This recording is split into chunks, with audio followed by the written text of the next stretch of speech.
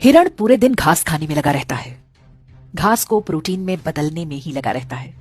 दूसरी तरफ मांसाहारी लकड़बग्घे को जब तक भूख नहीं लगती बस आराम से पड़ा रहता है, क्योंकि उसे पता है कि उनके लिए प्रोटीन का इंतजाम करने के लिए हिरण जो लगा हुआ है। जब तक हिरण है जंगल में खूंखार जानवर चैन से सोते हैं, पर हिरण जब कम होने लगते हैं तो ये भूखे खूंखार पशु नए जंगलों की तलाश करते हैं। हमारे पूर्वजों ने भी बड़ी मेहनत से सोना, चांदी, रत्न, ज्ञान, विज्ञान इकट्ठा किया था। क्या हुआ? बाहर से कुछ लकड़बग्घे आए और सब कुछ सफा चट कर गए। आज हम ऐतिहासिक पर्यटन के नाम पर उसी विध्वंस के अवशेष देखने जाते हैं। अफगानिस्तान लिया, पाकिस्तान लिया, बांग्लादेश लिया, कश्मीर लिया, केरल और बंगाल भी लगभग जा ही चुके हैं। भारत के लगभग सभी क्षेत्रों में लकड़बग्घा बहुल क्षेत्र बसते गए। उनकी नस्ल के शिकारी परजीवी गुणों का विकास भी जारी रहा। अब पाकिस्तान और बांग्लादेश में संकट है, क्योंकि वहां हिरण लुप्तप्राय हैं। अब उन्हें नए जंगलों की तलाश है। उन्हें पता है कि पड़ोस में ही एक हरा भरा जंगल है। वहां पर पहले से ही भारी संख्या में लकड़बग्घे रहते हैं, लेकिन अभी छिटपुट शिकार से ही पेट भरने को मजबूर है। जंगल के कानून में संख्या बल सबसे आवश्यक है। इसे ही वो गजवाए हिंद कहते हैं और उनकी किताबों में इसका जिक्र हो चुका है।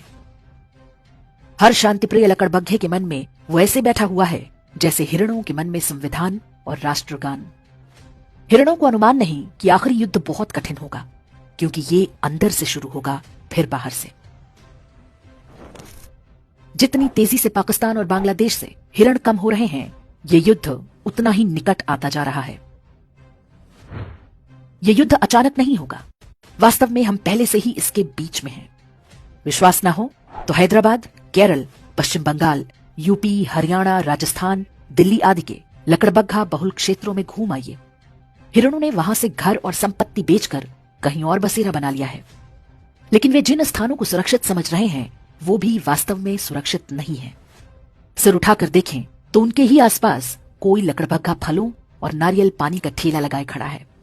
कोई लकड़बग्घा प्लम्बर, कारपेंटर या मैकेनिक बनकर हिरणों पर नजर बनाए हुए है। हर कोने पर लकड़बग्घों की मांद भी बन रही है। आंखें और कान खोलेंगे तो सब कुछ दिखेगा। आप खूब संपत्ति बनाएं, अपने बच्चों को अच्छी से अच्छी शिक्षा दें, ताकि वे अच्छी नौकरी या व्यापार कर सकें। लेकिन ध्यान रखना होगा कि आप भी हिरण तो नहीं बनते जा रहे। जिसकी संख्या होगी वही ये युद्ध जीतेगा। महंगाई करो ना रोकर, यदि आप 1 या 2 बच्चे तक सिमट गए तो निश्चित मानिए कि जिस घास को आप प्रोटीन बना रहे हैं वो किसी न किसी लकड़बग्घे के काम आएगा।